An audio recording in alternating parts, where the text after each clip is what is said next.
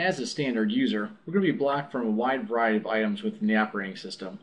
I always like to highlight first Windows administrative tasks, any of these built-in items within the operating system, things like changing date, time, network connection, system properties. As a very simple example, I'm going to attempt to change date and time here.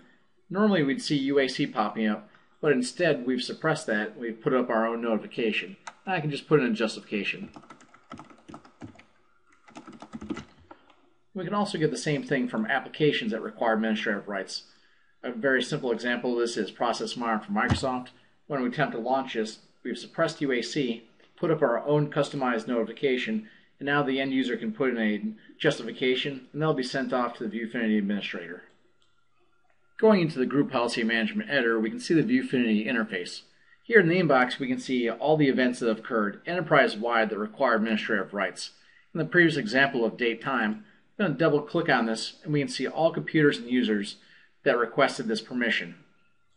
I'm going to simply click on the Elevate button.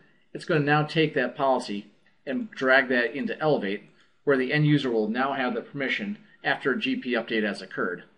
Let's also look at the other example of Process Monitor. Double clicking on this, we can see once again all the computers and users that requested it. And I'm just going to go ahead and click on this and we'll see what that particular justification is as well.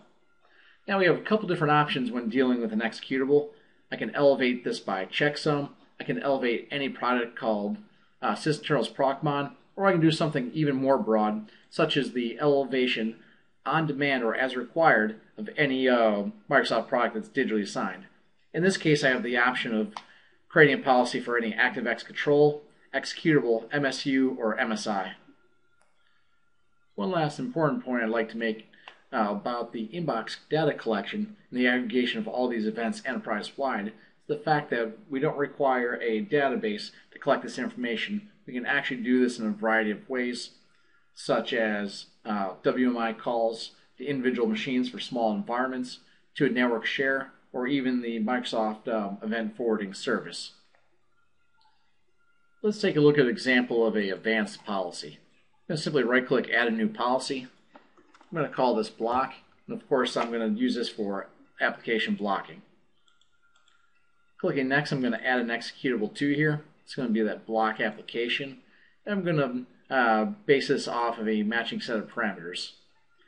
I want to make this fairly broad, so I'm going to say I'm going to block anything that's coming from Pureform, which makes the C cleaner. And I'm going to use this as a string. We also have the ability to do as prefix, regular expression, wildcard, or match that exactly. Next, we can look at some of the options for the policy itself. We can do item level targeting. Some of these targets we can do, such as IP range, operating system, organizational unit, or even the security group. Click Next, we can be location aware, either in or outside of the network. We can be time sensitive of when we want this policy to apply. Maybe we want to block this only when they're in the corporate network, but off network is okay. And we can do this audit trail through the application log here. I want to take a look at the end user experience, so we can show a dialog such as this item here, which is previewed, a balloon window, or we can simply show nothing at all. In this case, I'm actually going to show this dialog for application block. In case you have overlapping policies, we can also set a priority. Since we were just talking about notifications, let's take a look at our ability to customize an end user dialog.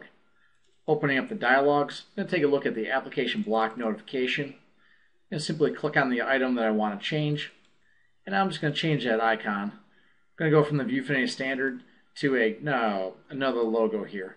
Clicking OK. Now we'll see what that looks like, and we'll see that logo pop up once we do that blocking policy.